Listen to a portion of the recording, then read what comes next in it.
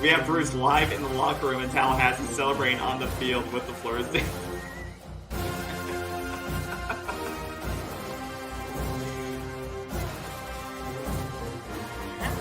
And I don't know why, but like we were able to run the ball so well in the first half, especially to the left side, and then all of a sudden we started to abandon it. And like I said, there is some inconsistency.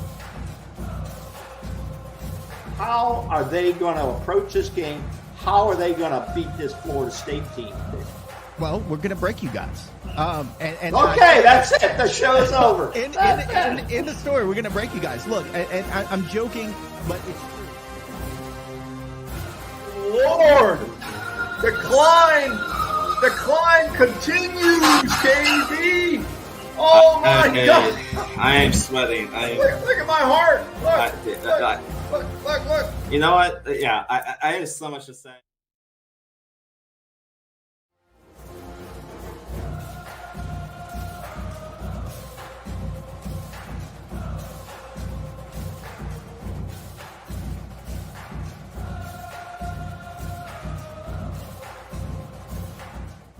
All right, and welcome back to Seminole Sideline 365. As always, I am KB, and alongside with me is the old man. How's it going tonight, old man? How's it going? Well, I'm back in the travel dungeon, okay? The white walls. It looks like an insane asylum. If you've ever been in a government-run hospital, which I have not. Well, we've tried to. Which I have not.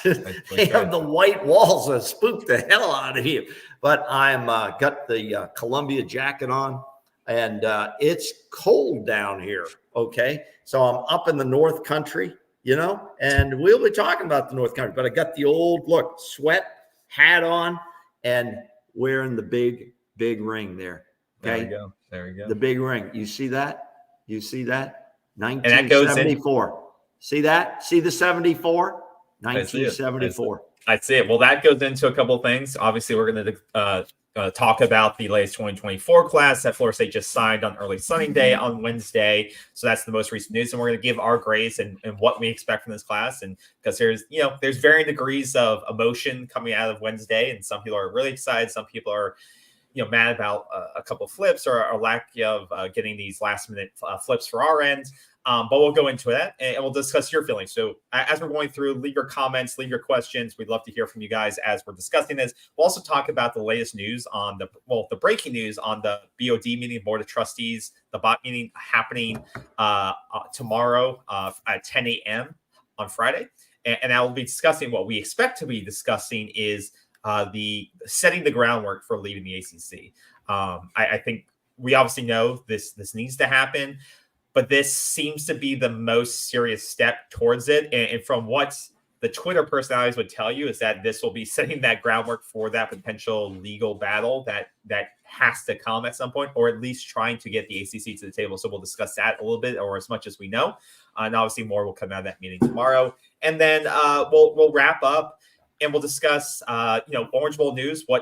There doesn't seem to be any news coming about the Orange Bowl, but we'll talk about what you heard about Mike Norvell, what he's discussed this week, and who's opting out, who's opting, who's still available. There's been a lot of opt-outs, so who's still available for it, and what's the fans? Do you guys still like? I said I don't really care about the game, but we'll describe your reaction, what you expect from it, and what's your general feeling around it. So we'll discuss those three things, and then let you go and enjoy the rest of your. Hopefully, you have tomorrow off. Enjoy your holiday week. So yeah, let's dive into the first thing. So like I just said. The breaking news today was that the Board of Trustees, or I think BOD, whatever they call them, is meeting tomorrow. The Board of Directors for Florida State are meeting tomorrow. 10 a.m. Yeah, 10 a.m. We discussed this before because you covered it live when they last met in August. You covered their session live. I believe it was in August, the live stream, because it was public. Yeah, it's public broadcasting. Yeah, anybody can log in. If you go to the Board of Trustees, Florida FSU Board of Trustees website.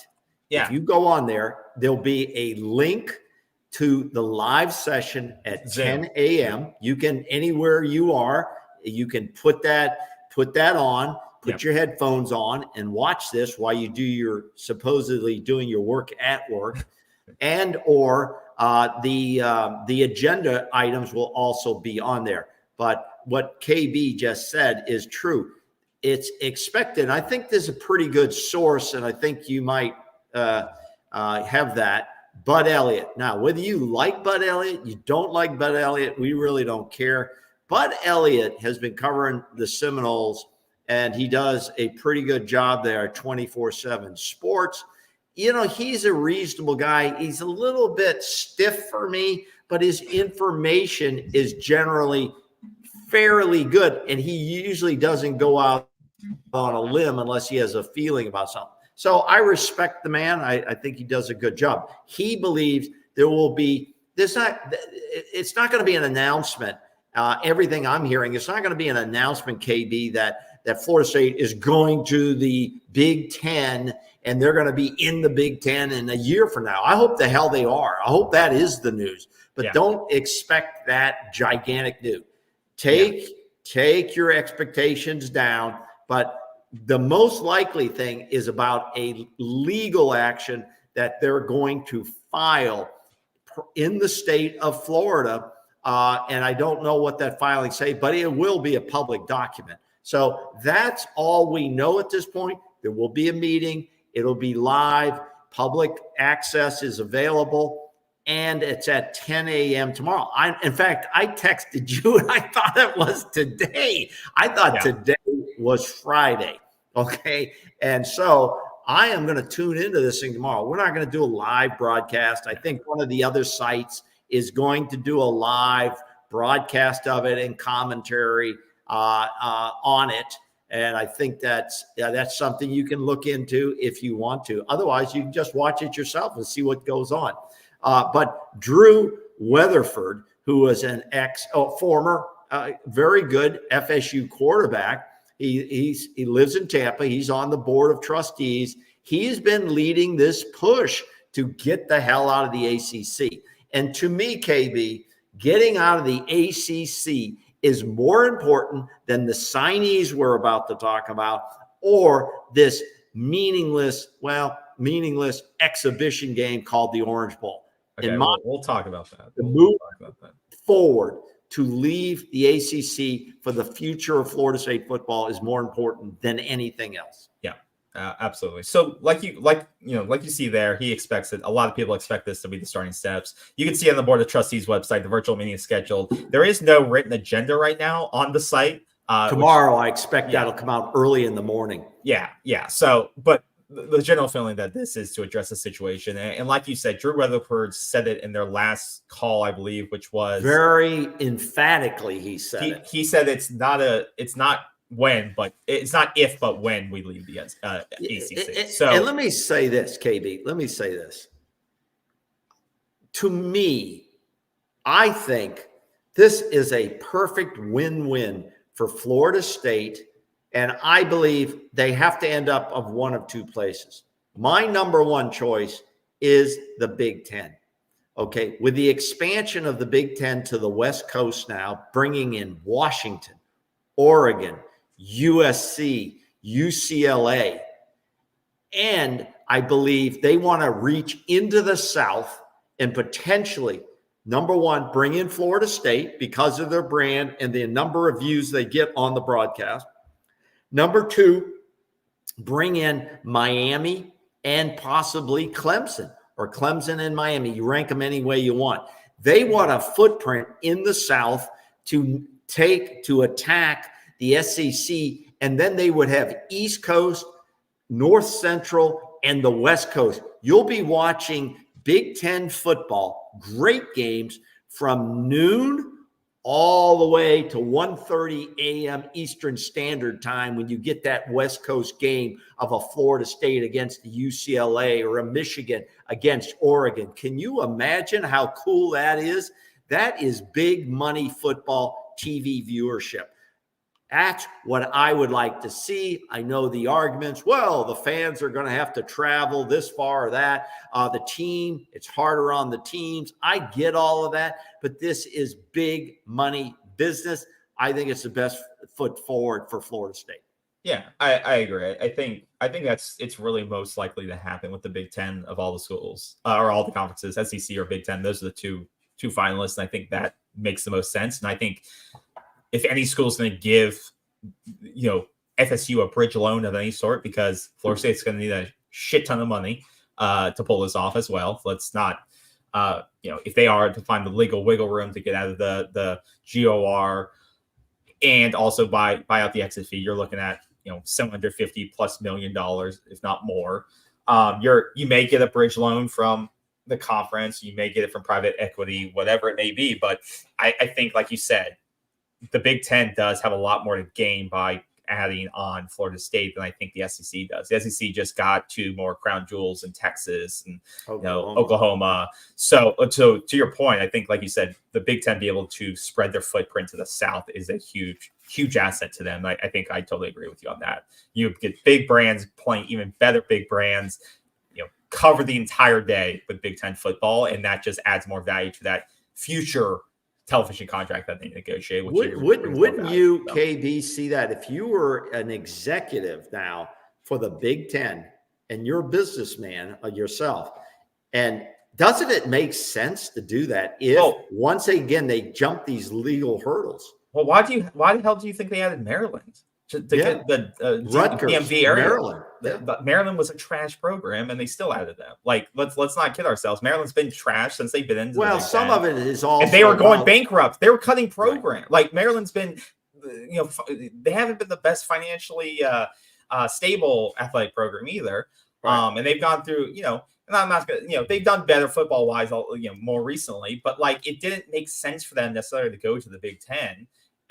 But the Big Ten academically played into that too, somewhat. But the footprint of the DMV getting into the Maryland, Virginia, DC television market was important to them too, and they're looking to further, I think, like you see, creep down, and also for recruiting wise, also it's a talent rich area. So if they can put, and I think once again, if they can say you expand your Big Ten expands their footprint into Florida, into the South, those teams, it gives them also an excuse to say, hey, you're going to get, they can go into Florida a lot easier. Say, oh, you're going to be a part of the Big Ten. You want to, compete against the best of the. I think it helps everyone. I think the Big Ten's the best choice. But once again, I don't want to dive too much into it because we talked about this in August and nothing happened. Right. And I think I'm a little pissed off that it took. Now we're getting our. Now we're going to try to force the ACC's hand to come to the legal table and talk to us and negotiate. By starting this process when it took us being basically snubbed by the playoff committee for us to actually get serious about this. We were all serious about this in August and before the season started. But then when shit finally hit the fan, then that's when we really got serious. We knew how much we were losing every single season. We knew we were $30, $35, $40 million behind the worst teams in the Big Ten, the SEC, every single season. Projections on television revenue. Why weren't these meetings happening in, during the season, September, November, October? Why did it take to, December for us to finally make this decision? Right. Well, I want to know why it took so long. I wouldn't be totally, as you said, pissed off. I think they had to get the legal brain trust together. Okay. They had to study what's going on. Maybe they had access. They had to break down this grant of rights, which was the sticking point. And my understanding from what I've trolled off the news sites and everything is that these things aren't as transparent. They're not open. The grant of rights is not open. It's ironclad. They say it's ironclad. Yeah, no. But it wasn't up for public scrutiny that the lawyers or the legal teams actually had to go to Charlotte to the ACC headquarters and go in there and review these things. And, and you can't just take them out on loan, that this thing had to really be thoroughly broken down. So I think it's probably a little bit more complicated than we want it to believe. And that's the reason for the delays. All right. Like I said, we could go down this rabbit hole, but let's move forward with sign day and what happened with Florida State and get our thoughts on that. So once again, early sign day wrapped up Wednesday. Your Wednesdays now on December 20th are fun. Flips, commits, surprise. The biggest surprise of the day, I think, was we knew there was rumors about KJ Bolden potentially flipping. And even though he was just on he's just on campus a week or two ago and seemingly recruiting for Florida State. But then, you get the surprise commitment for him to Georgia. He then tells the media outlets there, I think for On Three, that he had actually been committed to Georgia for 3 weeks, I believe he said. So, he was taking the visit and really he hadn't been, he had been committed secretly to Georgia for 3 weeks. Whether or not it's just, I don't know. But I don't want to overly focus on that. So that was a big loss for me. I mean, if that's true, if that's what he says true, and he came down just to play with Florida State and have a nice weekend and be escorted around and all that, I don't think that's a great character issue for this kid. And Florida State will stay in touch with him. But if any of that's true, and we don't know it is, we don't know what happened on that. That's what he said. That was his words. You saw that? That's on tape? That was his well, words. you know what? Then you know what? I have a problem with that character. I have a problem with that. And the coaches who are recruiting him should say to themselves, they should get together. Is this the type of kid we want to stay in touch with anymore? He's just playing the system. I have a problem with that. Yeah. Should I not have a problem with that? No, I the problem I have is, like you said, from what, you also lost Armando Blunt to Miami, which is another big loss, which that wasn't a surprise. No, and that's what I'm saying. That wasn't a surprise, but there was also an insider from Miami said that he also called up during the decision day yesterday and called Coach Norvell and said, "Hey, just FYI, I just wanted to let you know that I'm going to pick Miami." Like before he made his decision at the table, which I respect that. And that's the thing there is, and I think some of that is too, is like the people that are around some of these kids to say like, hey, if we're going to do this, or you are secretly committed, like you can do that. Like, you don't have to feel like I committed to a team and now if things change or if coaches change or I don't feel the right thing, I can't flip. But there's a right way and kind of a wrong way to do things, right? And so I think that's where someone around them, the people there, whether it's family, friends, their closest advisors, mentor, exactly, needs to. I think they should be helping them with those types of things. It makes me feel like KJ may have not had that person that said, "There, KJ, there's a right way to do this." Like Norvell and them haven't screwed you over in this process, right? They've been clear up front with you through the recruiting. It's a big DB class. They want you a part in it. It's not like they've been recruiting guys behind your back. It's not like they've been brought in 5 transfer portal guys as well, so that you're not going to have playing time. But if you really are going to flip on them in the last moment, at least give them time to look for somebody else, right? Because they basically told CJ Hurd, who was part of this class, not that they didn't want him anymore, and so he basically decommitted. Isn't that what the long rule in the world of business used to be? 2 weeks notice. I'm not saying give 2 weeks notice, but KB, I totally agree with your statement there. There's a right way and a totally wrong way to handle your business as a professional. This is now the professional ranks of football. You're entering the minor leagues of football. You want to conduct your business as a business person, and that's what it is. And you do the right thing. It's a simple phone call. Coaches, thanks a lot, but I'm giving you notification so you don't get backdoored. In my careers, we used to call it getting backdoored. And clearly, if KJ Bolden did what he did, he backdoored the staff at Florida State, where Armando Blunt did not. And I respect that type of an approach. Yeah. And like I said, this is the tweet that kind of said it, that said he knew 3 weeks from now. And that's the thing. Like, he visited last week, Surtain and Norvell was doing the recruiting visit. He said he knew for 3 weeks. And this says just grow up and decommit. And I think that's the right thing. These kids are going to make mistakes. They're young. But like you said, you didn't give the staff time to go recruit somebody else. Or, you may have taken that slot away from some other kid who may have wanted to go to Florida State. Maybe it was CJ Hurd who you took that role away from because he then got lapped over because they said, okay, our class is good. All these guys are committing to us. We're going to let go of CJ Hurd because we need to fill that with something else. Once again, I think it's a learning situation for him. He's going to go and be great. I have no doubt he's going to be a great player at Georgia. They, develop the hell out of their players. But I think this is definitely something where guardians around him, mentors around him should have said, this is how you break relationships with people, right? If you ever want to, go to Norvell in the future, you may not have that opportunity now because they're, this kind of can spurn some people if you kind of play them for multiple weeks when there's no reason to, right? So I don't want to. It's simple, KB. It's simple to me.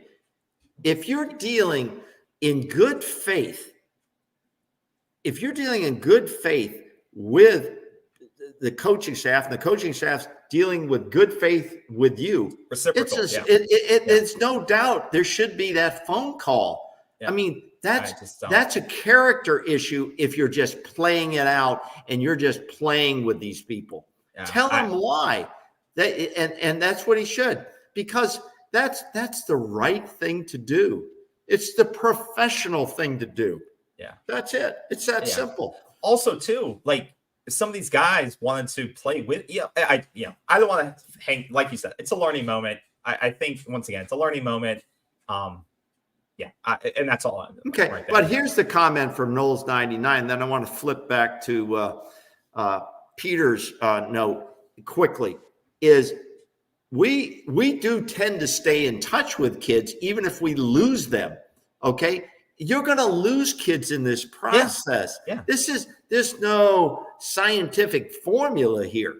And the kids hopefully make the right decision for themselves and their future. And I think everybody wants that. And that's what the Mike Norvell coaching staff does.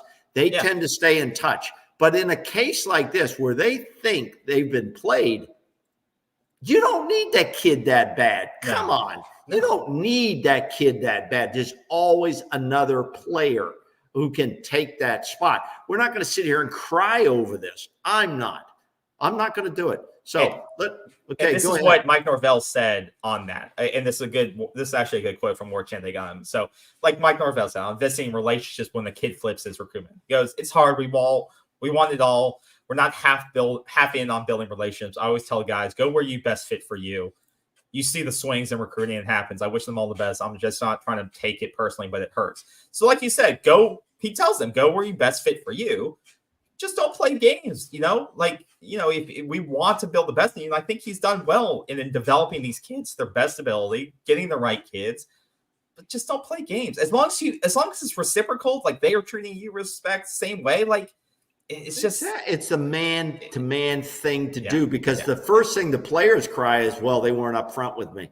Well, be up front with the staff. Respect is earned, and it goes both ways. Exactly. Take a quick comment here. Do you have any comment on Peter's? I guess he's saying he believes that Miami had a pretty good day compared to what they did in 22. My comment is this.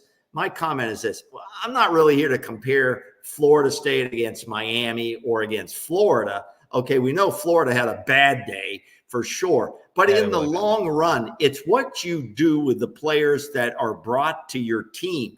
Yeah. It's the development of those players. I don't know. I'm going to venture to guess, I want to say 50%. But 50% of these guys that we just signed from high school may not play here at Florida State for over 2 years. They may go other ways, other places, or may not be good enough to play here. I think that's what you see. But I think Miami had a pretty good day. The question is, will it help their football team or not? That's all. I'm not going to break player down by player. Do you have a comment? The one thing I'll comment on Miami is that I think Chris Paul's a pretty good recruiter. He can't get results on the field, but he can recruit his ass off, which I would think those two would go hand in hand. But it doesn't seem to be. Like they can barely get to a bowl game and still recruit a top 5 team in the country. Now, the thing I think going against them is that their blue chip rate isn't high in either of these last two classes. I don't believe this class is under 50% and the last class is under 60%. So it's not awful, but not elite or not great. The one thing I do like about Miami, and we are about to touch it on this, and I think it's a good transition in our recruiting class, is that Cristobal's doing a very good job, in my opinion, of when he is getting high recruits, high 4 stars, high 5 stars, he's building them in the trenches. You saw Francis Mauiuga, sorry if I'm mispronouncing that, offensive tackle. He started for them last year. He got Samson Okulala, offensive tackle, both 5-star players last year. Ruben Bain, defensive line, high 4-star player, played very well last year. He has all these big 4 or 5-star guys that they got their last 2 classes are primarily along the offensive and defensive line. I would say it's the opposite for Florida State. Florida State's getting a lot of skill position players, defensive backs, receivers, quarterback. We have not recruited the high school pipeline in the trenches well enough, in my opinion. And I think to Miami's, and I hate to say it, but I think on their behalf, high school wise, they are building out the trenches through the high school route. They have 2 defensive linemen who are 5-stars, Justin Scott, Armando Blount, who we talked about. And then they got a 4-star edge, a couple of guys. So they're doing what I wish Florida State would do more of, is if you're going to invest time into building out high school development, relationships, stuff like that, you win in the trenches. And I think it's a little bit easier to get a high-impact defensive lineman or edge player out of high school that can start within 1 or 2 years. And then those backup, offensive linemen, if you get a high 4-star, 5-star guy, that guy can start within 2 years as well and develop them. It's hard to find really good elite transfer portal offensive linemen. Those guys just don't float around from big schools because they're playing, right? And this is what you saw Colorado struggle with last year. Dion tried to assemble offensive line through the portal and didn't work because you're not going to find, elite offensive linemen. Yeah, elite starters on offensive. Casey, we got Casey Roderick from Colorado. He held up okay. But that's what I'm saying too. Is that we've gotten guys out of the portal too, and our offensive line isn't elite either. No, it's because the guys that we've recruited in the past weren't high 4-star, 5-star guys either, right? And we still are struggling to we got Lucas Simmons, which we hope. We got Julian Armella. We hope, so we've gotten a couple of those pieces together, right? And we've gotten a couple of defensive line pieces together, but we are not consistently landing these guys. And this is why I was hoping we would be able to get Blount to recommit. I was hoping, some of these guys, but I do not think that Atkins is landing enough high value offensive line pieces consistently in the portal. And I think that Odell is struggling to land these defensive line edge pieces in the portal as well. These high impact, high 4, high 5-star pieces. So to get back onto Florida State. But yeah, the guys we seem to bring in are more project guys, that on the line. We do a good job developing them, I think. I think Odell and Atkins do a pretty good job bringing the best out of the guys, but you're right. We're not bringing in the significant, highly ranked interior linemen on both sides that are nationally ranked guys. We're not getting that for some reason. In the past 3 years.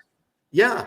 In the past 3 years, we've only signed 5 players in the national top 300 rankings on either side of the ball, offensive line or defensive line. 5 players in the national top 300. That's the part that concerns me. That's the part that concerns me because I do believe why this team was so good this year is because of the trenches.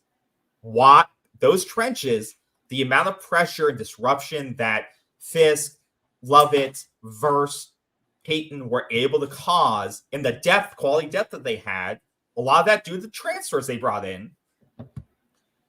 What that was able to do made the jobs of the linebackers easier, made the jobs of the defensive backs, made the defensive backs have career years. I mean, now it's also development of those players, but our defensive line was the best we've seen in ages. And that was due to having high-quality players starting, but also high-quality depth that you could rotate. Well, the question is, what did we do in the signings then that excites you on the interior for us, on either side? Are you excited beyond what the normal coach talk is? And I know Coach Norvell, I watched his interview afterwards. Coach Norvell always has the positive. These guys are great, and they're going to help this team, and so on. I get all that. Okay, and I have nothing to say negative about these guys, but the interior linemen I see on here fit into the categories you were talking about. There's nobody here that is a national type of guy that's going to change, can come in and start right away. I don't see that on these guys. That's going to help you right away. They're at least a season away to potentially 2 seasons away. Some of the guys we already have in the system.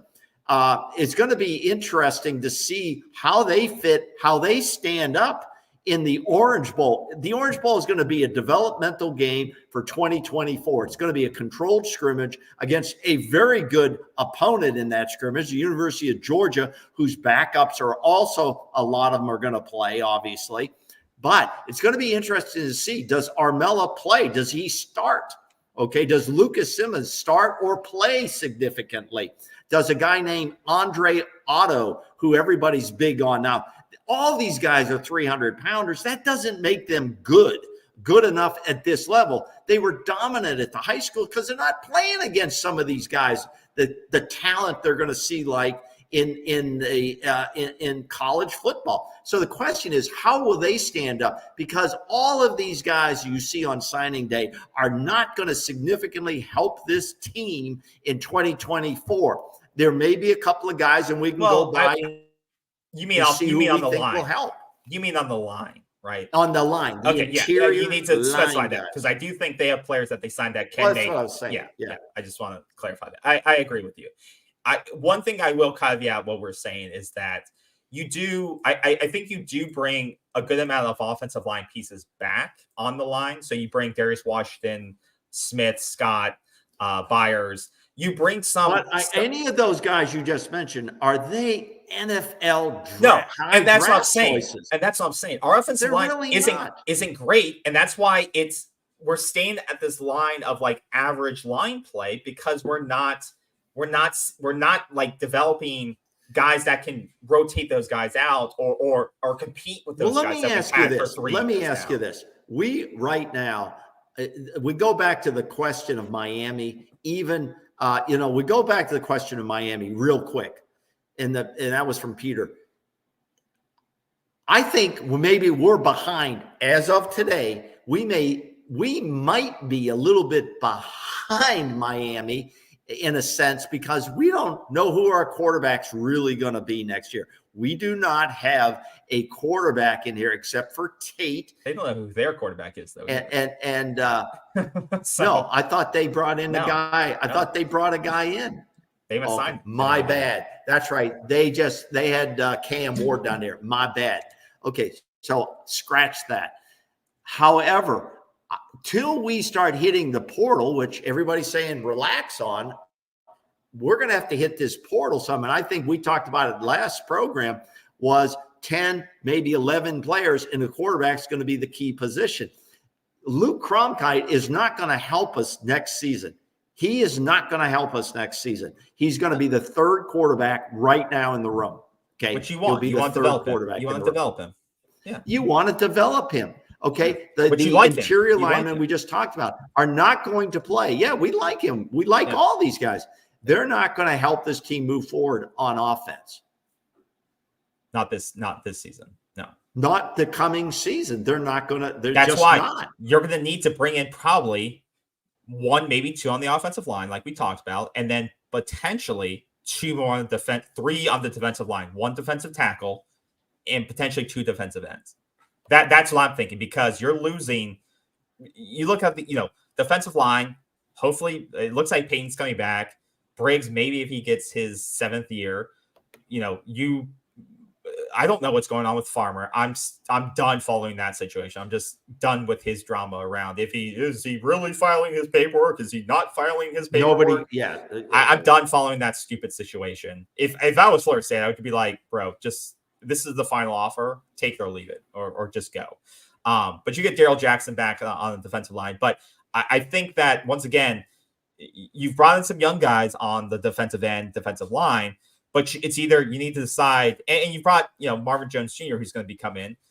He's a little, you've got to know, either trust that he can start right away, or you're going to have to bring some guys in on the edge and on defensive line because you've just lost Verse, Fabian Lovett, some very high performance guys that are big playmakers for you. Now, like you said, you get Darrell Jackson back, you get, Gilbert Edmond was kind of he wasn't an extremely big playmaker, but he was rotated a lot. You got guys like Daniel Lyons and Sampson, guys who you need to see, are those guys ready to make plays yet? Are they ready to step up and make plays? Now, these weren't 5-star guys, right? But you have to decide, are we going to take a chance as these guys have developed enough? Or is Mike Norvell looking at the portal and say, okay, no, we need to backfill these guys until we can really get the studs out of high school because I think Armando, if we would have signed him, I think he would have been a day one rotational starter on the line, 100%. And that's where Odell needs to start signing these guys because you immediately it takes that need on the portal off so that you don't have to be scrounging around saying who's going to be still available because a lot of those guys are off the table right now. hoping and hoping you're going to get these guys. A lot of the big targets off the table right now. That's not to say it's not going to be playmakers available in the portal. Look how late Keon Coleman was made available last year, right? He didn't come available, I don't think, till like April. But some of these teams like Ole Miss, Colorado, some of these teams that know they can't recruit well in high school are just going all in on NIL and the portal. And they're just saying, we're going to get the biggest skill players we can, or the biggest targets available. And we're going to throw money at them and say, hey, we have a window, 12-team playoff. Come play with us and let's take a run at it. And I don't know. You hear this argument. Oh, you can't do it that way. The NFL, there used to be some NFL teams who didn't try to build through the draft. They said, we're going to play to win this year. And they did that every year. And they try to do it through free agency and everything. When you do it that way, it may not be sustainable financially is the key. If you have tons of money, you can go out there and get tons of players on the NIL. I don't think it's a bad way to continuing to win, because a 2-year guy who hasn't played a lot, but has let's go to Marvin Jones Jr. Okay. He hasn't proven anything really on the field yet. We know he has a very high potential. He's had 2 sacks in 2 seasons because he can't get on the field that much. He hasn't had that many snaps. So he has high potential, but he's not proven at the defensive edge position yet. Now, he's a legacy guy. His dad was a superstar, obviously. But I think I could see always getting 10 guys from the portal or more. But that's because a guy who's been in a college program for 2 years, just the weight, the training, the practice against superior athletes is better than any high school guy that comes out, as far as I'm concerned. Yeah, I wasn't debating that part. I wasn't debating getting 10 players. 10 players is probably the lower end. That's a good amount. But some of these schools like Ole Miss, for instance, are getting, I think, 25 players in the portal. They've gotten, look at so far. Louisville has 15 players. Colorado has 18. Ole Miss has 10, which isn't a lot, but like you said, it's high quality. But those are the top 3 right now. Louisville 15, Colorado 18, Ole Miss 10. That's a decent size amount for the portal just opening a week or 2 ago. Florida State has 1, right? I don't think it's, and when you look at like Colorado's signing class of high school, it was 6 players. I don't know. Like, I don't think that model is necessarily sustainable. I think why you see Georgia has won 2 of the last 3 titles, Alabama's right behind them. Those schools don't sign a lot of transfer portal guys because and that's why I argue against you can win championships through the portal. I'm not saying you can't, but I think it's a lot more sustainable when you can just build up high 4 or 5 star players recruiting wise. It may take you a couple of seasons. And the question is, do these guys have the patience to stick around? We know that's what I'm saying is that's why you build through high school, because if guys leave, you're immediately backfilling them. That's why when Florida State fans are like, look what Georgia's lost all these players. We shouldn't be freaking out. Well, first of all, you can't compare Florida State's roster to Georgia's, right? Their roster is like 70% blue chip. Like they've built out 4th and 5. They don't take anything less. The talent floor is so much higher than ours right now, and that's not me blaming Mike Norvell or anybody else. It's just been a record of excellence for longer than what Mike Norvell inherited. That's the difference. And what they've done is they've built up that high school pipeline of talent so that 20 leave, 20, 25, 30 more come in that are highly recruited, right? So it just backfills itself. And then if they want someone from the portal, they really like somebody, then they could take that money, even more money, or say, hey, you want to come be developed and play the best? You come in too, these couple 3 guys. But they don't feel the loss of the churn on them because they're not going to feel the effects of losing Marvin Jones Jr. They don't feel it because they just replaced him this past Wednesday. Right. That's the thing for them. And that's where I want Florida State to get to. Like you said, in the short term, you're going to have to take these loans at different positions. But I want our recruiting to get like Bama's and Georgia's, where most of your talent, infusion is coming through high school. And then you're just relying on the transfer portal to get the playmakers that are going to be immediate impact guys that can take you over the top. Well, it's like managing any roster of any players in any sport. You have to identify what your weaknesses are and then find available plug and play guys. And a high school guy is not normally the plug and play guy. So let's go back to the signees. Who do you think on this roster are the top 2 plug and play guys that will get the most snaps in 2024, in your opinion? Tough to say, but what I would say is I don't know if this is realistic. So I'm not watching high school player tape all the time. I just, it is what it is. But I think Landon Thomas. Hey, let me interrupt you out to Peter. Thank you so much for your super chat. Unfortunately, on the road, I don't have my big lights going and all the action. But Peter, we appreciate you. Appreciate it, Peter. Yeah, we appreciate you being in here, and you're a hard, loyal FSU fan.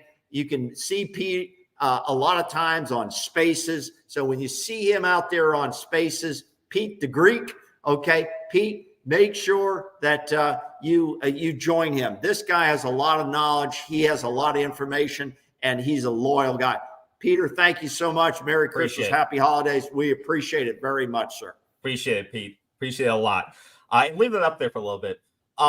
Thank you, Pete, again. So back to your question, though. I think Landon Thomas is someone that, once again, he was rated very high. Some sites have him as, the number 1. ESPN has the number 1 positional tight end in the country. Some of their sites have him, top 5, stuff like that. This team, loses Jaheim Bell. You lose Preston Daniels. You bring back, I'm losing track of my mind. You bring back Morlock. So you're looking for playmakers at the position. I think Landon Thomas is a guy that at 6'4", 250, he could come in if he develops through storms in the offseason. If he's able to, and once again, what's going to be a driving factor on who gets playing time fast is who's the early enrollees. And I don't have that readily in front of me. I need to research that a little bit more. Who gets to enroll early? I know Luke is going to be at Orange Bowl practices, but we don't expect him. He's not going to play his first season. We want him to, you need him to further develop as in the program. But Landon Thomas is a guy I think that could have some impact in this room just based on the talent he has and the depth on this team. It's going to be Morlock, and you lost Douglas as well. So you're looking for playmakers in that tight end room, and how Mike Norvell likes to use his tight ends. The only thing against Landon Thomas is that he needs to work on his blocking. That was the only caveat against him when people looked at him and scouted him. And I think that's normal. 100%. So that may be the only thing that keeps him off the field. Guys, I think what about Lester, Charles Lester? Oh no, I think these defensive backs, Kai Bates, Lester, will definitely, even Jamari Howard, all 3 of those guys are going to get playing time this next season. Unless something goes wrong and once again, there's an issue in terms of they don't pick things up, the playbook, they don't pick it up, quickly enough. I think all 3 of those guys are going to have the opportunity to see the field. How about Cam Davis? Hypnotic says Cam Davis will get some burn. Now we're pretty good in the running back room. Cam Davis is a differently type built guy. He's a guy, it looks like to me, in a red zone situation. He might be that bull in the china closet. Do you think he's going to get that many snaps in the room we have? See, you could list him and Danzy as 4 and 5 right now. You got Toafili, Holmes, Singleton. I definitely, Florida State's shown that they'll go 4 deep on running backs. Like Mike Norvell will play running back by committee. And I think even more so this season with Benson gone, I think he's going to fiddle around with his running backs a bit. Do you think, I don't know if Toafili is going to get a lot of carries, no doubt, but he has better hands. So I think they'll do a lot of split backs. I think Holmes will potentially be your number 1, and Toafili will be more that pass catcher like he normally is. But I definitely think you're right. I think Davis is going to have the opportunity to get 3 or 4 carries a game, and if he makes the most of them, you may see that number go up. But I think if Davis comes in, and I absolutely think he will with the right mindset, he will have the opportunity to get multiple carries a game, especially as games, if they blow teams out, stuff like that. But you're right. I believe Cam Davis is the type of player that could get some early burn. The one thing, though, is do they want to be careful about burning his red shirt? Like with you having 3, Singleton, Holmes, to a Philly, do you want to be careful? Is this a guy that you want to keep around as long as you can, and say, let's not burn your red shirt? It's going to be tough, KB, because these guys, I'm not sure about their patient level, and I think that's the thing. If you got a Landon Thomas, you got a Cam Davis, you've got all these other guys. If they're ready to hit the field, you need to get them involved. Yeah. Kids don't like to just go to practice and never play. And I think that anxiety is bigger now than ever. So if they're ready to hit the field, get them involved in the football game somehow. I agree with you. I think, though, where we'll see the most playing time from these guys is the defensive backfield. The defensive backfield is somewhere I think Florida State will be the strongest now, because Surtain and the staff, Surtain has done a great job of recruiting that. KJ, that's a loss, but luckily you had 4 other guys. I don't really want to talk about KJ Bolden at this point. He's not part of the team. Yeah, he's not part of the team. That's the thing. You recruited that position so well, it makes up for it. Lester, Howard, Bates is a great, any team would take that class. 2 teams would take that class of splitting those players. And then you bring in Knight as well, who a lot of people like the upside of him. And then you saw the impact that Conrad Hussey was able to make in different stretches on the season. You have Edwin Joseph coming back, KJ Kirkland. And look what happened when you're talking about KJ Bolden. Look what happened to, I forget his name. Who's the guy that went out to Colorado, the D-back, the 5-star, flipped at the last minute and went out there.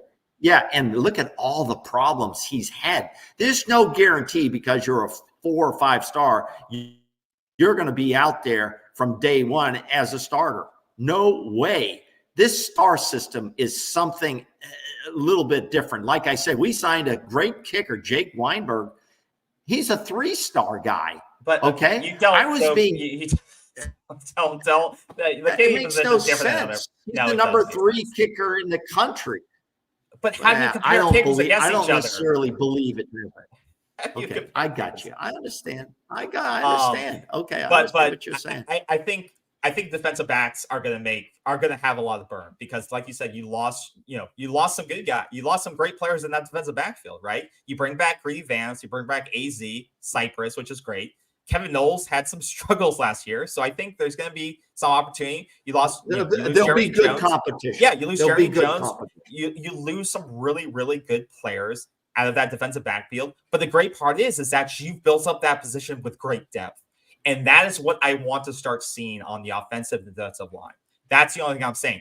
Now, other positions we talked about is that, you brought in good receivers as well. Okay, talk about Camden Fryer. Is Camden Fryer going to be a solid contributor for Florida State at the wide receiver position?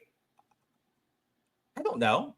I mean, I think he's a legacy guy. His dad played at Florida State. That has nothing to do with why. No, but what I'm saying, his dad played at Florida State. I have the Sports Illustrated magazine of his dad on the picture when they won the national championship. But I'm not sure whether or not I think he could be a slot guy. He's a slot guy. The New England Patriots for years with Tom Brady used their slot guys that didn't look like they had the ability to really play in the NFL, and they used these guys so effectively. I wish we'd go back on offense and study those tapes a little bit of how to use our slot guys a little bit better to bail out a immobile Tom Brady who get rid of the ball quickly. I mean, there's something to that. Well, and that's why they like him. They like his speed. He's 6 foot, really at 180, really speedy. Yeah, he's got good hand. And this is, remember who the guy used to haunt Florida State all the time? Hunter Renfrow at Clemson. He could be, potentially a player used like that. A guy like that at Florida State, which use. Florida State's recruited a lot of speed at the receiver position. Now, Florida State's been targeting a lot more bigger guys at the receiver position. So this is where, like you said, he fits in perfectly for what they're looking at the slot. Ja'Kai Douglas has 1 more year here. He'll be graduating after next season. So I think Camden Fryer may get some time to mature, build up his body a little bit more, get ready for the college level. And then you may see him then be ready to compete with Destin Hill, because Destin Hill and Ja'Kai, I think, will kind of rotate out of the slot position.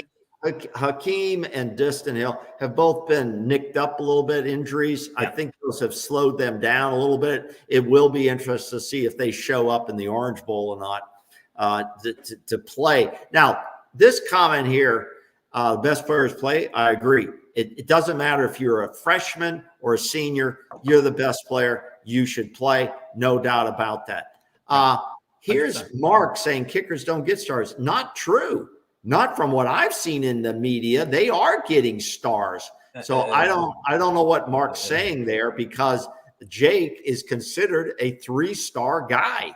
So, but once again, like you see here, ESPN doesn't rate kicker. Like it's that's ESPN, but on 3, 247, yeah, they all have their own rating type services. It depends on the site, and it's hard to rate a kicker. It's kind of like doing NIL evaluations on people. What a joke that is! Oh, well, that could be a whole other topic, but that's a joke. But once again, I think Florida State did a really Elijah Moore coming out of up in your area there, KB. Yeah. I mean, plays in a really tough. People are excited about him. They should be. I mean, it's good to see Florida State getting talent out of the DMV, DC, Maryland, Virginia area, right out of the Big Ten's backyard. Yeah, and this is typically where Ohio State gets some great players, and they still get great players out of Maryland and stuff like that. Maryland can't close on this guy.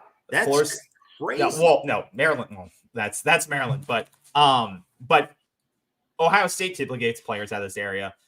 Good counsel plays in a very competitive football conference. And Elijah Moore is a product of that program. And I think this is a guy that could, obviously his star count, accounts for that. But I expect really good things out of it. I'm glad that we were able to get a commitment from this kid and get him to stick with us, because he I believe, will be a very good player for this program. Look at the size. Look at his, intangible, 6'4", 195.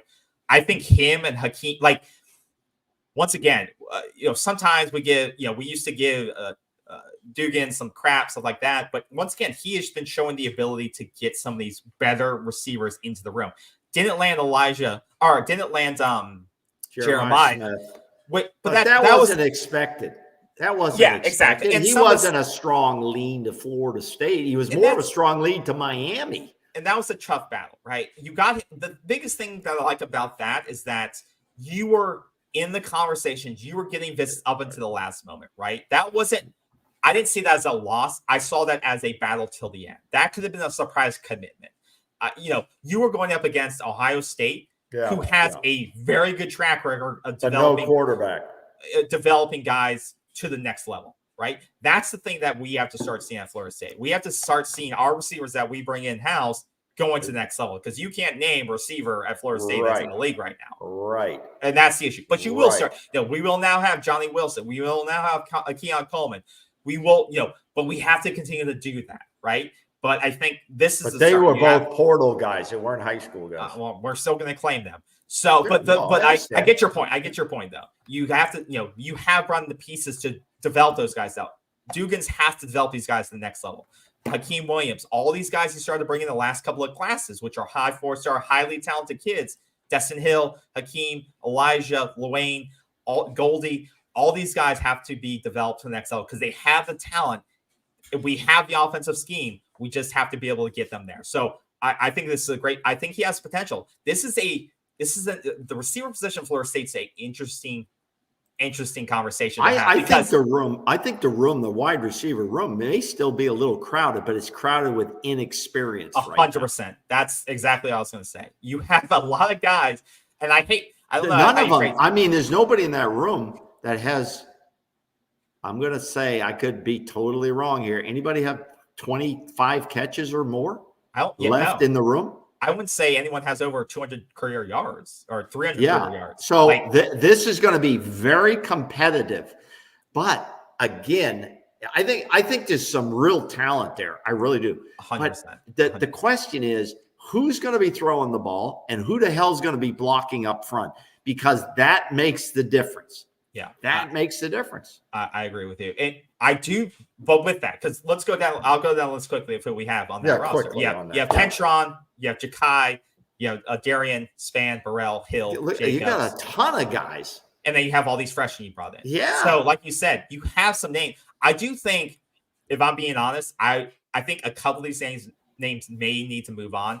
I would rather see Florida State go out to the portal to get an experienced playmaker to kind of be the leader of this room. Because that's the thing that scares me. You don't have a Johnny Wilson or Keon Coleman that has that proven production that can lead this. Who is the leader that outside Jakai? I think Jakai can be a leader, but he's never put up the 800-yard season, 900-yard season. And that's not to say you have to have yards to be a leader. He's been injured though. He's been injured exactly. a lot. Yeah. I think he can be a playmaker. He made big plays. Oh, he is a playmaker. He's got great hands. He's got great hands. But he, like you said, he's injury prone. I do think that you may see he's help a these slot guys. Guy.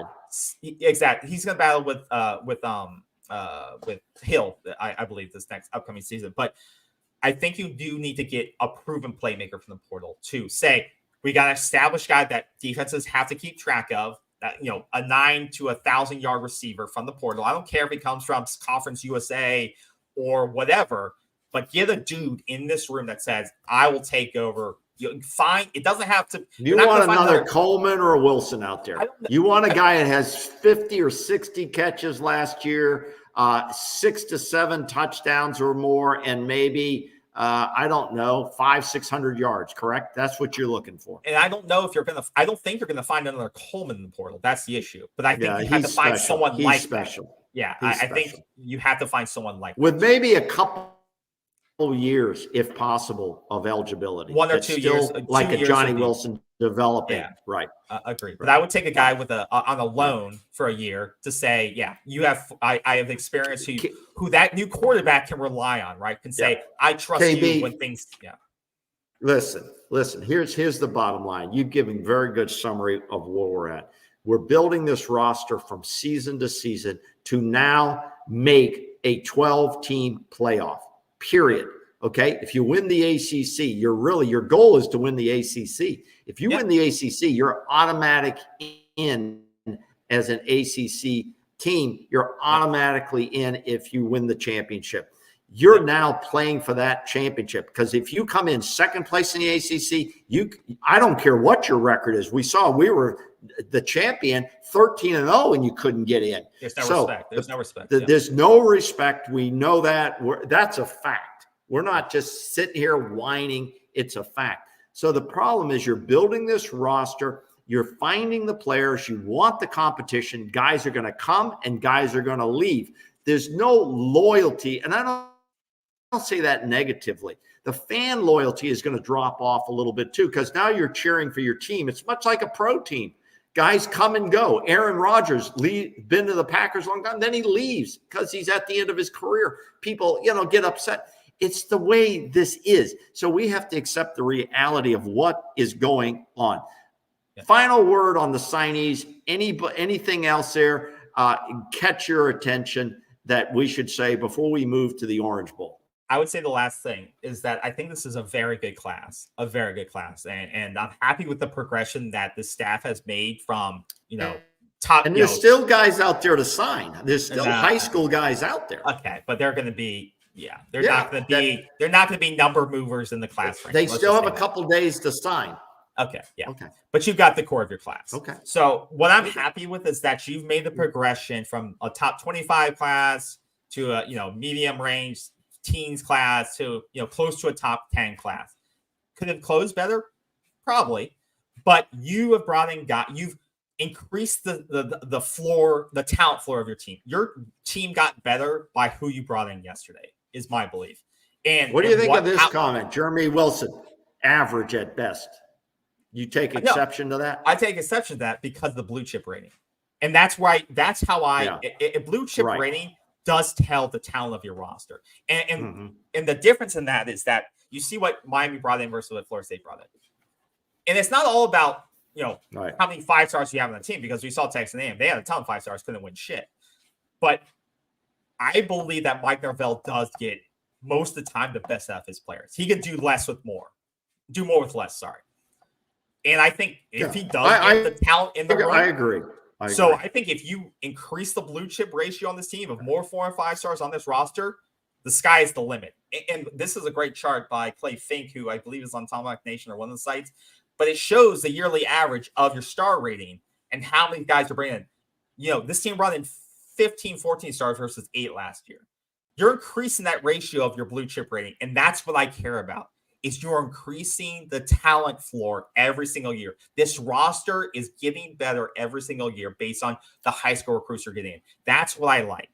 Like you say, you may have not gotten the big 5-star. You may have lost those battles at the end of the day, but your roster got better by the outcomes of yesterday. That's what you're looking for, KB. That's what you're looking to plug some holes that you need to fit pieces into.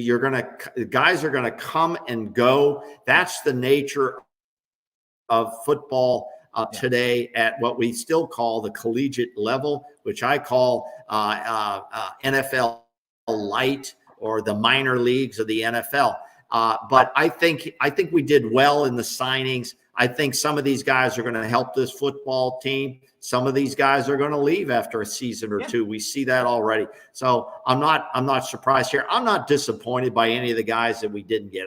We're not going to sit here and wring our hands about it because that's the nature of what we have here. The next big thing will be for Mike Norvell and staff is, who are the 10 guys that they're going to pull out of this portal besides Marvin Jones Jr., and including the quarterback? That is what's on people's mind. Who is going to guide this football team? Because without a good quarterback, it's going to be a rough season.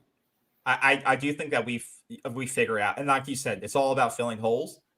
And I think, one of those holes I think will be probably filled by either before Christmas or right after Christmas.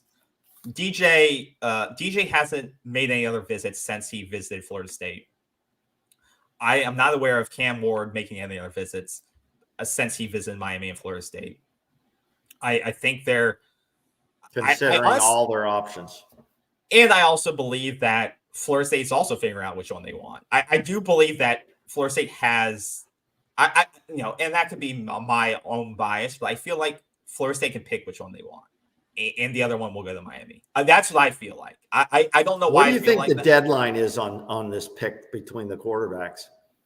Well, what do I think they're both grad transfers, so I don't think there is like the technical portal deadline.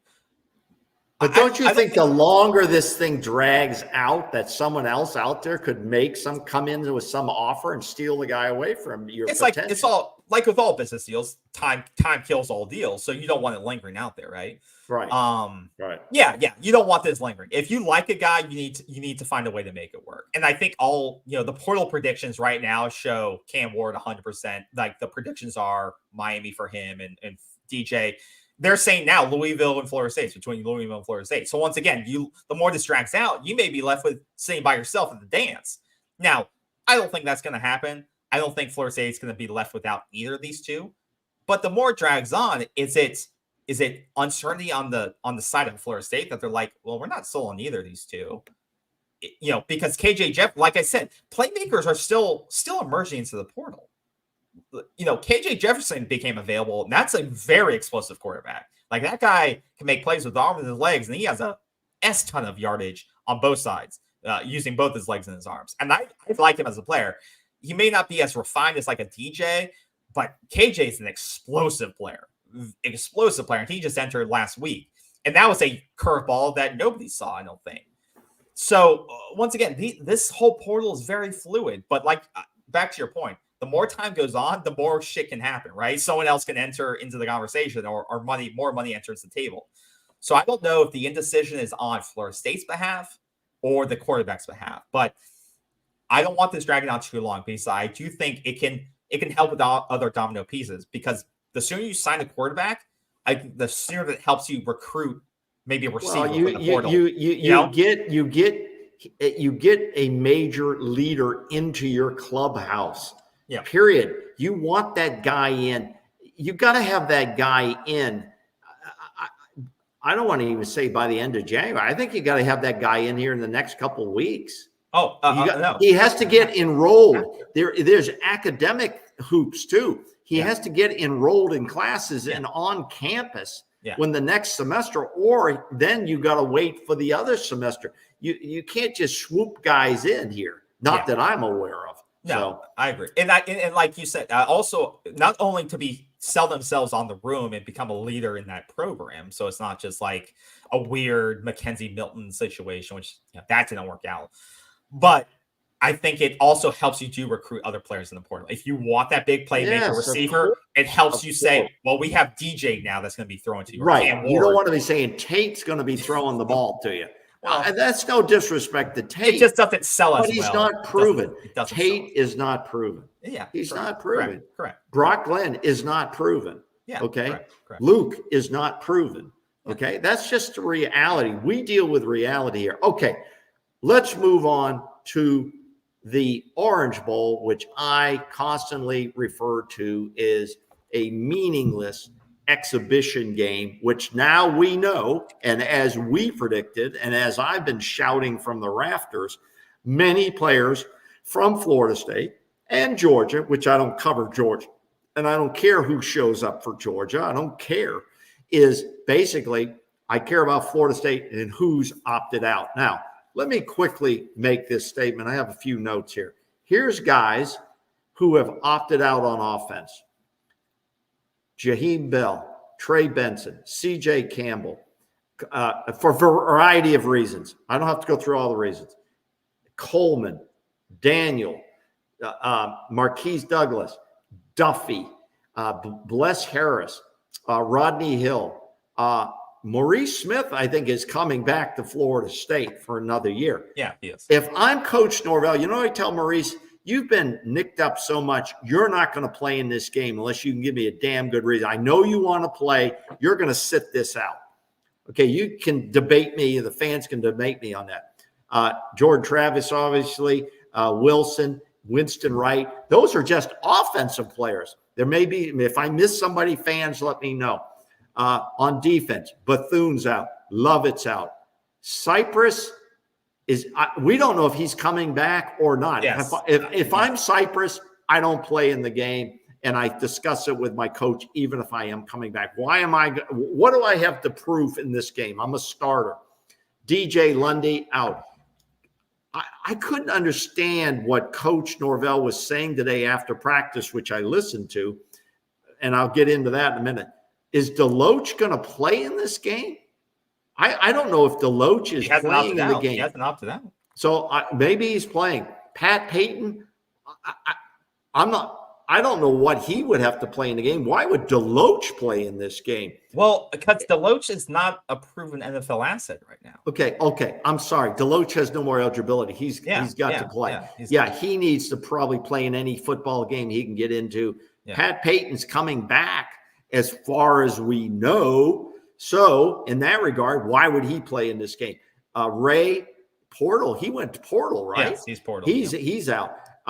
Fisk, he's out. Has he declared? No, Fisk was at practice. He's going Senior Bowl. He's doing the senior, but looks like he can practice and not play in the Orange Bowl. And that's like that guy has been playing through an injury in a boot after every game this season.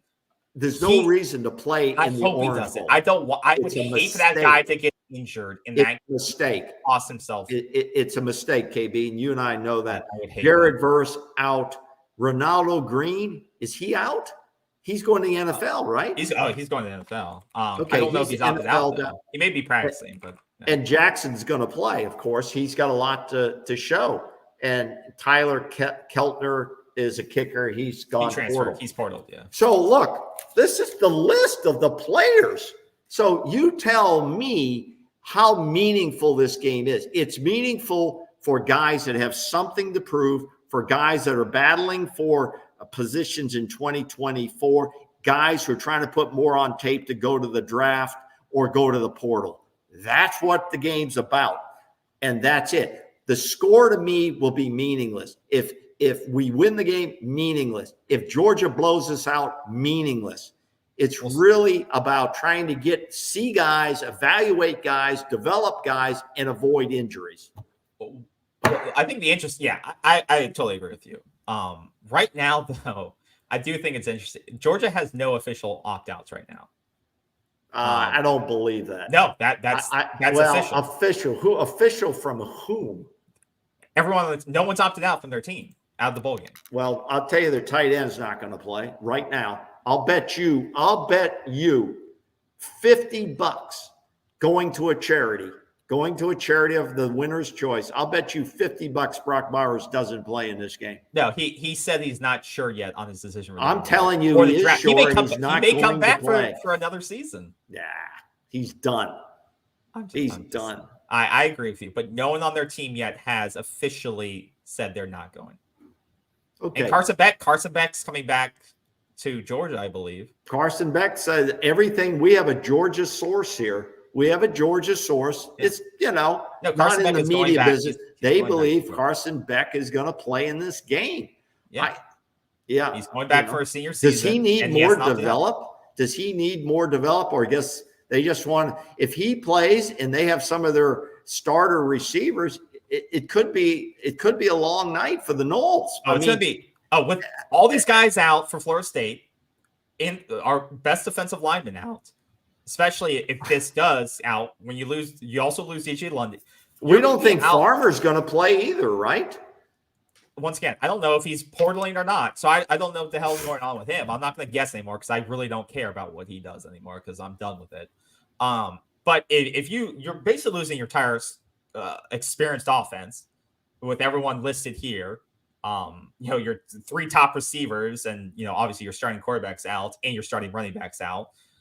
I think this is going to get probably, and if Georgia basically has their entire starting offense and defense, it's not going to be fun. It's just not going to be fun. I mean, it could be. I mean, and it does feel like there's a possibility this thing could get really ugly, and I'm not going to feel good about that. And we're going to say what we got to say because this is not our 2023 season team that's showing up. Now, the Georgia fans and national fans and SEC fans can say whatever the hell they want, but we have to understand this. There is a possibility that this could get ugly. And I don't care, really. I'm always going to stick with what I've said here because I believe it in my heart. Oh, no, I absolutely think it'll get ugly because of what I saw against Louisville. I mean, this team with Brock in, you can even go back before that. He scored 16 points against Louisville with a dominant defensive effort, but you're losing a lot of those players who I think I'm not sure if Renardo Green's going to play. You already lost 2 of your defensive linemen. You lost DJ Lundy. But the week before that against Florida, you also struggled to score points with Tate in the game, and Tate will probably play. You put 24 points up against a really bad Florida team.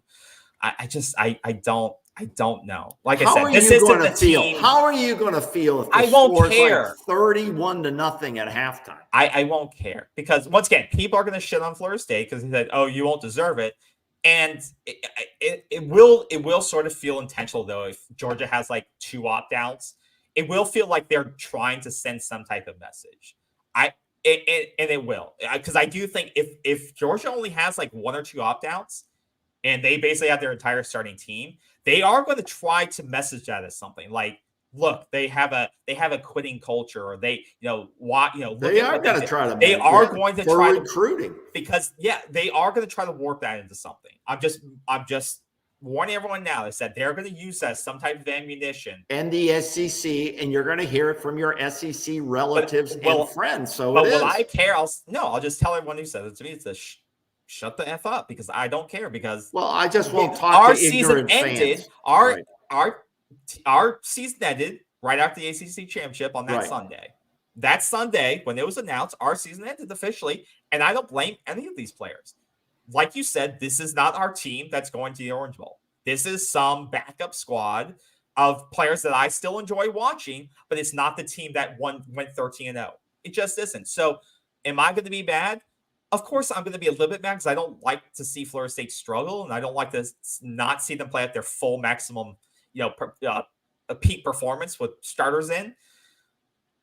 But am I going to really care a day later? No, I won't. Well, I think what Peter says here, and we agree, listen, we're always going to support the Noles. Whether you go to the game, you don't go to the game, whether you watch the game, you don't watch the game, we're FSU fans. I've been an FSU fan since the 60s. You've heard me say this before. I was an FSU fan when we went 0-11 in 1973, and I sat through those, and I haven't left, okay? I'm not going anywhere, but I am realistic. I have a reality. And that is, I'm looking for player development in this game. Player development, okay, in this game. And that's what it is for us. And I don't know how ESPN's going to spin this shit, okay, or what they're going to say during the game. You can't care about that. I don't care what they're going to say. I just find it going to be very interesting. They're already, and I don't watch it, but people were saying that, yesterday on ESPN, they were spinning, Florida State's class is falling apart. And that's why I say, don't watch ESPN. Anyone that still spends time watching SportsCenter or ESPN, you just hate yourself because you are putting yourself in front of things that hate you. Like, don't watch ESPN unless you absolutely have to, unless your team is on it. Like, I don't watch ESPN during the week. I don't watch ESPN unless Florida State's playing. Do not give Florida or ESPN your eyeballs. Like, I'm telling you, they do not like this. I didn't used to believe in the conspiracy theory that ESPN didn't like Florida State, but I do believe that now. And if you are like going to there for just general coverage of sports, you're doing it to yourself. You're pissing yourself off because they hate you. So I would recommend you not give your time and attention to things that hate you.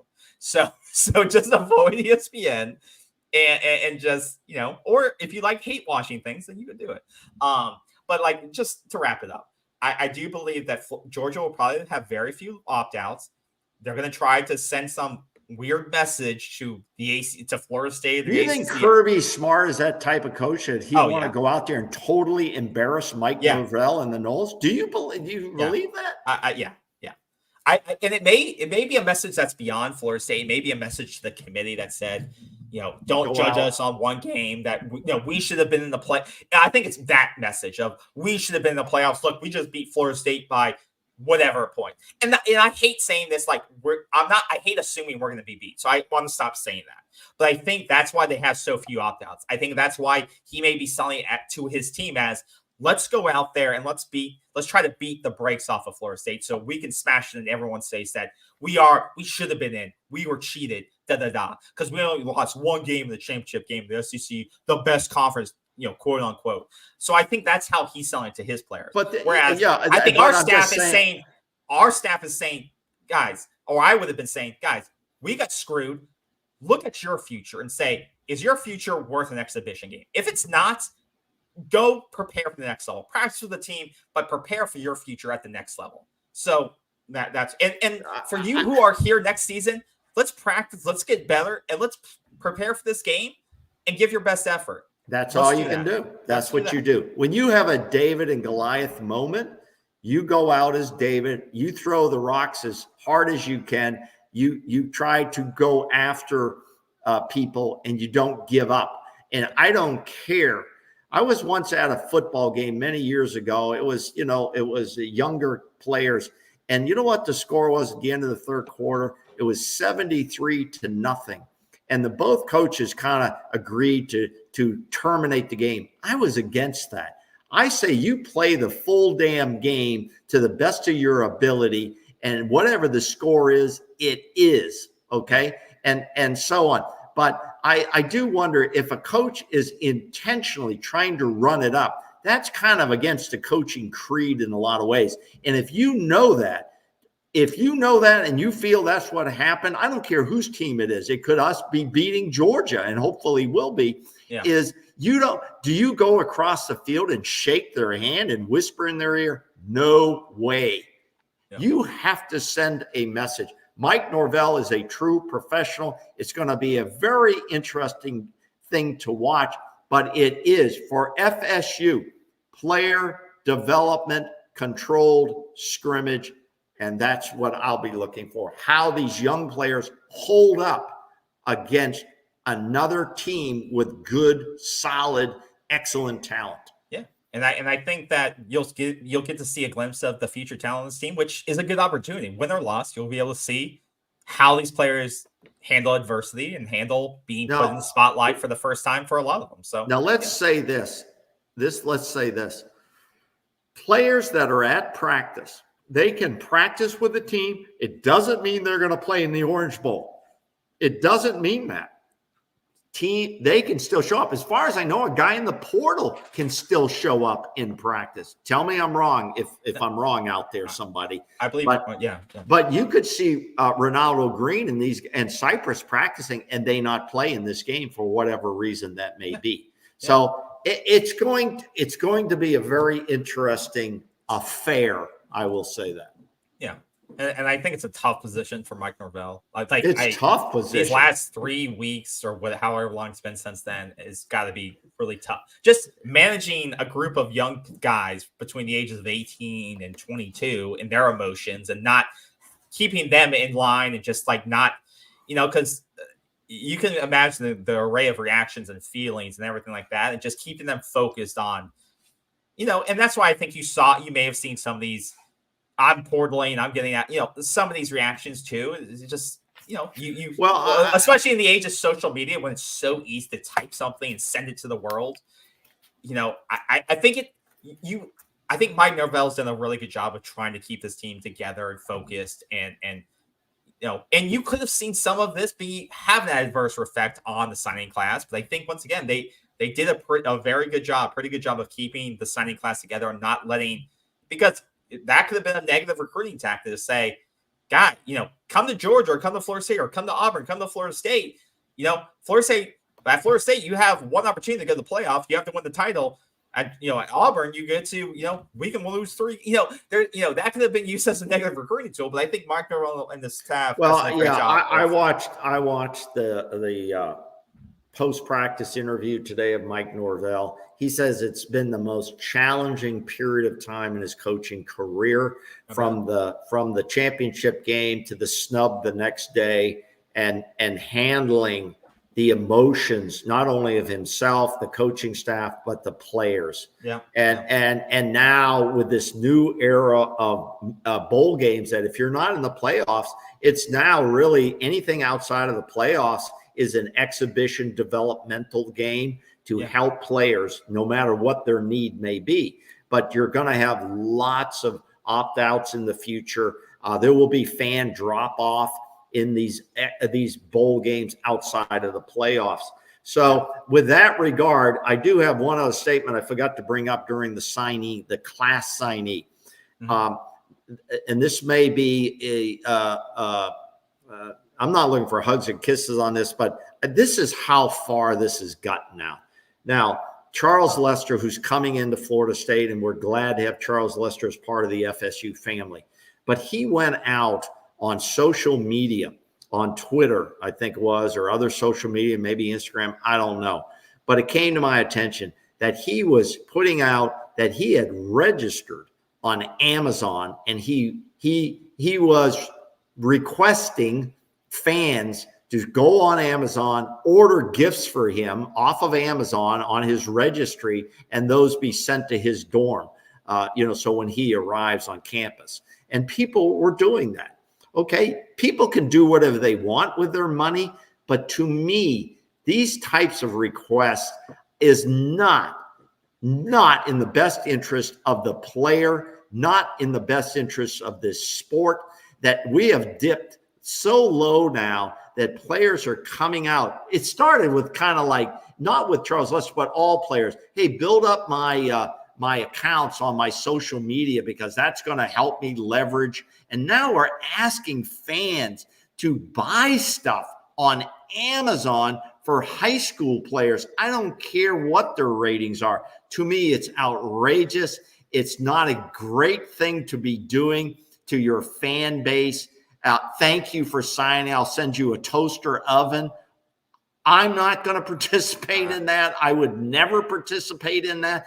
I don't care who you are. You could be Aaron Rodgers coming in here, and I wouldn't do that. This stuff is getting out of control, and I can see why NFL coaches, a lot of them say, I am not going down to be a head coach anywhere in college ball. I don't want to do this, because it is a demanding thing that these coaches have to manage when you have almost 100 guys on your damn roster. It's crazy. And Mike Norvell is doing a tremendous job, but I think they would talk to these kids and say, this should not be what it's about. You getting toaster ovens and back scratchers, and who the hell knows what's on the registry? I didn't go there to look or find out. Yeah. That's my feelings. It's not your feelings, KB. I don't know how other viewers feel about this. I'm not in favor of it. And this is no disrespect to any of the signees. I'm not for it. No, I just think my overall feeling to just this new era of college football is that it's come just so naturally now, the requirements on fans to pay for everything. No other league in the world, soccer, baseball, no other league in the world is there such an onus on the fans to pay for everything.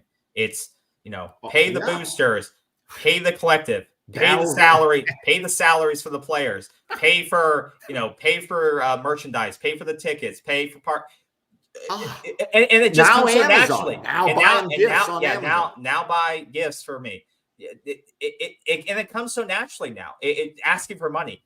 I haven't seen when Florida State started getting good again. Everyone has their hand out now, asking for money from fans. Hey, have you given to the Battles End yet? Have you given to the Battles End yet? Yeah. And then if you don't give enough, they call you a broke fan because you're only giving $20. You don't have a voice if you are only giving $20. To me, it's become so weird and so generally accepted that people are just giving their money away when so many people in this country struggle to pay their bills or are in debt, and they're paying for someone else's salary when they can barely make enough to pay their own bills, or they can't even pay for their own child's education, yet they're paying for someone else's salary to pay football. I agree. I just think it's so weird that this is now generally accepted. And let me me finish. Okay. As the only league in the world that does this, where the fans foot the bill. Where the hell are the universities? When are they going to foot the fucking bill?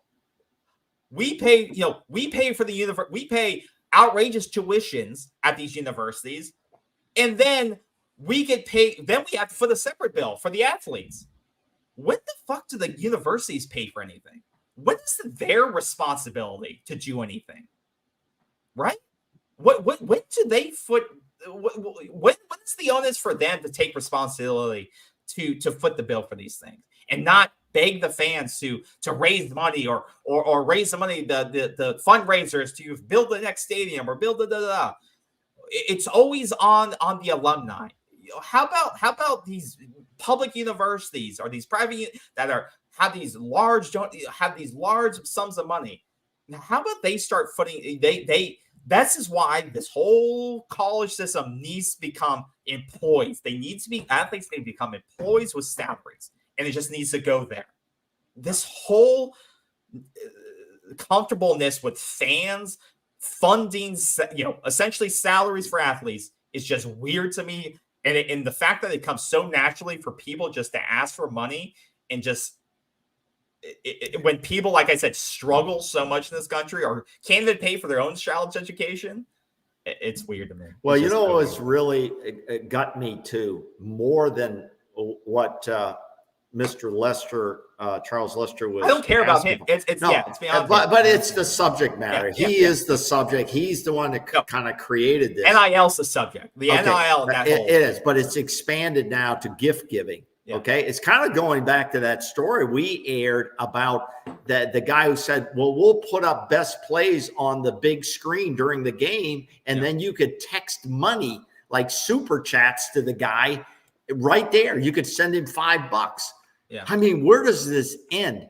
And you know what really got my attention more than the Amazon thing is that War Chant, when they were on the air, talked about the Charles Lester thing, okay, and almost applauded it for his intelligence of doing this. Oh, you're the man, and was almost promoting this.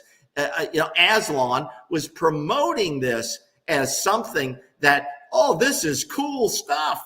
You know what I mean? That really turned me off. And some fans go say, why are you guys? Hey, this is true. This is how I feel. I have a right to say that.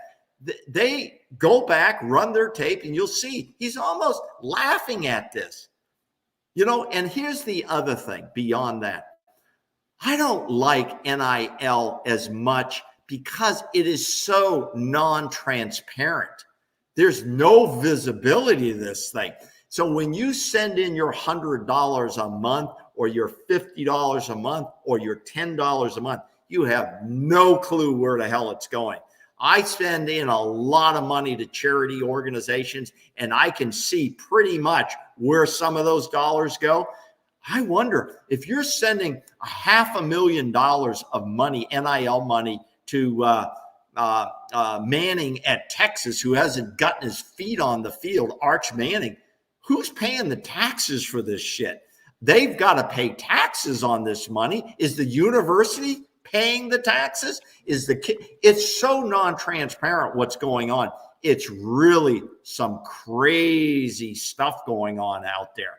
But well, it's the Wild West, and like you said, it's the Wild West, and if a player wants to say buy things for me and people do it, I don't fault the kid for doing that. If people are going to buy him shit, use the system to your advantage. But like you said, it's become the Wild West in terms there is no, and this is the NCAA at a T.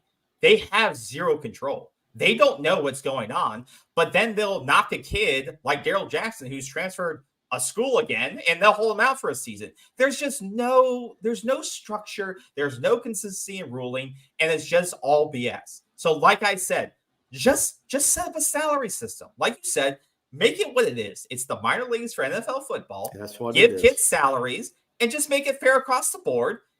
And then we don't have to worry about this. People get compensated the right way, and you put the bill back on the universities who have a shit ton of money. I think KB, you've driven the point home. Is we are moving closer down to a total NFL model, which falls right into their hands, and especially about the players becoming employees. I think that could be the next court challenges, and I think that's where this is going to go. I don't know if that'll be in my lifetime. It may be in yours, but I think that's where we're going.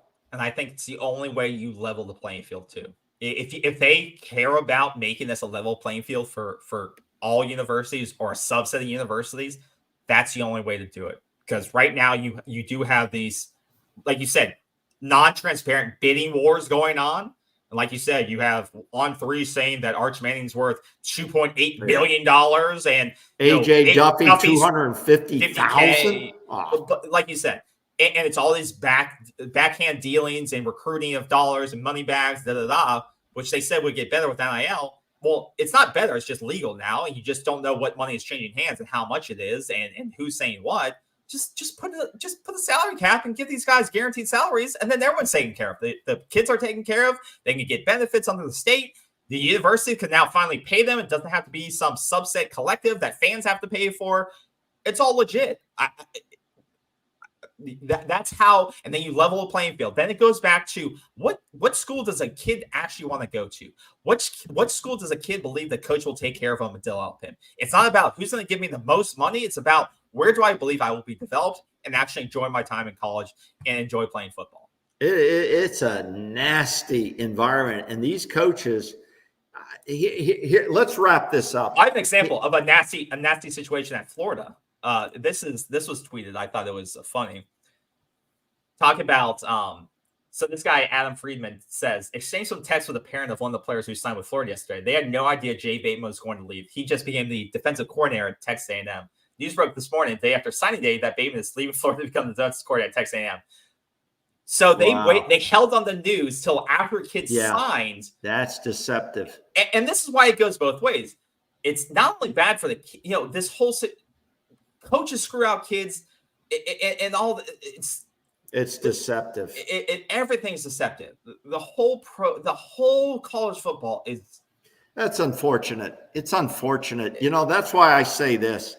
I enjoyed, I think, a week or two. I can't even remember the Army-Navy game. To me, it was more the purest form of college football in the old sense of a way. And I'm sure there's people out there who would make arguments and so on. But that was such an entertaining and exciting game played by young men who are going to go on into our military services and serve their country and playing football still because they love it, and the stands filled with their colleagues from each of the academies, men and women who will also join them in the military services.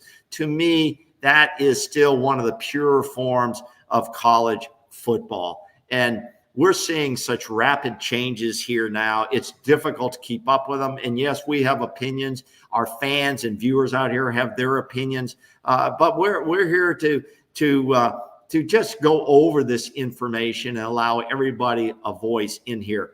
We appreciate all of our viewers. We appreciate both you on Twitter as well, X as they call it. That's a change. And here on the channel. It's a pleasure to bring this because we enjoy it, and it's tough, and it's tough to bring some of this stuff up. But we're going to tell you the way we think it is from our opinion, which is a fan opinion.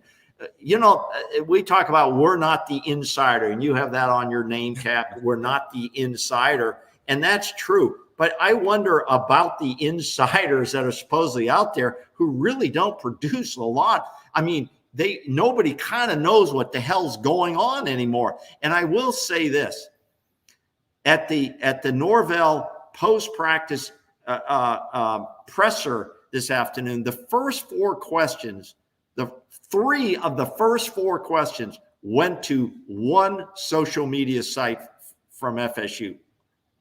3 questions went to one. You have to worry about state-run, in this case, Florida State-run media. And are you getting information? And this is what I always love from the sites.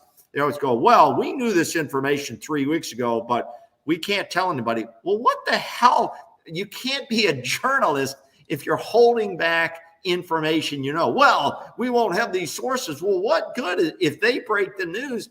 You telling us you knew it 3 weeks ago is immaterial. I think this is some of the reason you don't see a lot of Orange Bowl press conferences, because they don't control the national media guys who come in and ask those questions. How many have there been for the Orange Bowl yet? None. I don't know about that. There hasn't been any since the announcement that both schools were playing. And you remember that film. Those coaches were not happy guys on that Sunday when they were snubbed. And I haven't seen any since. There was one they were going to have, and that they couldn't make the schedule or whatever the excuse. There wasn't any. Next week, I expect that to pick up, and I think the questions are going to be very interesting. Yeah, well, I would agree with you. And if you're still looking to go to the Orange Bowl, tickets are still available. How much are they? Where are we at? No, $71 on Ticketmaster. Yeah, they're dropping. They started at like $200. Because I was checking them on the nosebleed sections. Still a lot of seats available, as you would imagine. So, and if you go, have fun, travel safe, but understand what you're seeing. Make sure you understand what you're seeing and what you're going to experience. It should be. It's going to be different. Exactly. I'm not going to judge anyone that goes. No, I just, and I'm going to watch the game on TV. I really hate the fans that tell people how to be fans. People that say, if you don't go, you're not a fan. Wow. If you don't donate, you're not a fan. Go, if you want to go, enjoy the game. And don't tell me how I should feel about it. Exactly. So enjoy the game. Like you said, I think it's going to be a great opportunity for some of these younger guys to get some playing time against a really, really good team. And, you hope for the best. And if not, you move forward. And, by then, I hope that we fill some pieces in the portal as well. And, we go. The bottom line, KB, I think the most important thing of all of this, not the portal, not the signing, not the Orange Bowl, it's getting out of the ACC. Are we taking positive steps to move out of this ACC, whether it's 1 season, 5 seasons? Are 100%. We moving? If 100%. Not, we will become a stepping stone program, and you will lose all types of players. You won't get players, and you will lose your best coaches, including your head coach, because they're not going to play in a system because they want to play at the best level. So 100%. That is it.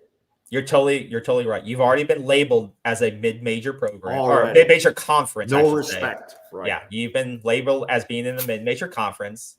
You got the warning shot at the announcement show. And like you said, this is tomorrow is the first meaningful step towards that getting out. So, like you said, that's the only important thing between now and next season, right? Is there real action that takes place that says there is a deadline when we're getting out? Is it 2020, end of 2024, 2025? I think they have to do it within 2 years. I honestly think that if they don't do it within the next 2 years, you're going to lose a lot of momentum. You need a deadline because that deadline is when you can tell players we'll be out, but you need to have solid timelines established. That's all I'll say, because you can't just let this linger, because that will be used against you by other teams in other conferences. The bottom line is the record we have next year and whether we get into the playoffs is not as important as positive steps forward starting now to leave the conference. Yep. And we all know why. We don't have to go over that. Yep. All right. I think it's going to do it. Well, thank you all again. I know we went a little off track with topics, but I think we covered a lot of good things. A lot of good things to come from this. Like I said, great class we had. A lot of good. We know what we have to get in the portal. Defensive line, a little offensive line, quarterback. And, I think we'll be able to get those pieces. But that'll be the big news leading up to Christmas and after Christmas. So stay alert to those, and we'll be tweeting about what we see, what we hear. And Merry Christmas. Happy holidays from KB and myself. And Absolutely. Of course, if there's significant breaking news, we'll come on and discuss it with you. But in the meantime, have a great holiday, spend it, friends, family, whoever, and have a great time and be safe. Absolutely. Yeah. Stay safe out there. Have a great one. If you have to, hopefully you guys have some time off, you can enjoy with the family. And if you're looking for a last minute gift idea, if you are, I have Charles Lester. He'll give you some Amazon. No. I have a last minute gift idea. If anyone's looking for it, it may be a little bit pricey, but you can for only $4,300. You can buy the Florida State Ireland package. So if you're looking for something, you can give it electronically. You just have to email out. Like $4,300 a person. And you only have to put down like $250 now, right? Yeah, exactly. starting at $4,300. So if you're looking for you have a Noel in your life that you love, starting at $4,300. It's 8 nights, so it's not that bad. Print that out. Say you'll buy it soon. You don't have to buy it right away. Say you'll buy it soon. Yeah, that. But you know what? I think and we're looking to try to go over. I want to go. Well, yeah, we're looking. We're not looking through this package. We're self-directed. We do self-directed packages. Yeah. But enjoy your holidays. We hope to see you. I want to go to Ireland, so maybe we'll see you guys. But we'll see you on the next show. Enjoy your holiday. Hopefully you have some time off. Stay safe out there. Go Noles, and we'll see y'all soon. Take care, everyone. Go Noles.